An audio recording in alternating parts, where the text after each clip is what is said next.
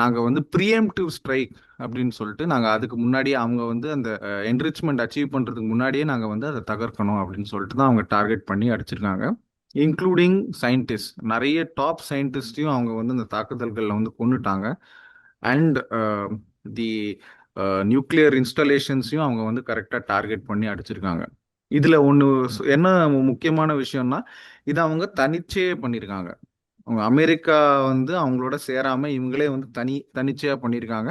ஏன்னா அமெரிக்காவுக்கு வந்து மற்ற ரிஸ்க்ஸ், மற்ற அச்சுறுத்தல்கள் வரும். ஏன்னா வந்து அமெரிக்காவோட பேசஸ் நிறைய ஈராக்லயும் இருக்கு. ஸோ அமெரிக்கா இதுல வந்து அவங்க இஸ்ரேலோட சேர்ந்து இந்த அட்டாக்கை நடத்தினாங்கன்னா, அப்புறம் அமெரிக்கன் இன்ஸ்டலேஷன்ஸ், அமெரிக்கன் பெட்டாலியன்ஸுக்கு வந்து ஈரான் தரப்புலேருந்து நிறைய பாதிப்பு வரும், ஆபத்து வரும்னு சொல்றதுக்காக அமெரிக்கா வந்து நாங்கள் இதில் வந்து இன்வால்வ் ஆகல. அவங்க ஸ்டேட்மெண்ட்லையும் கிளியராக சொல்லிட்டாங்க, இது நாங்கள் ஒன்றும் இது பண்ணல.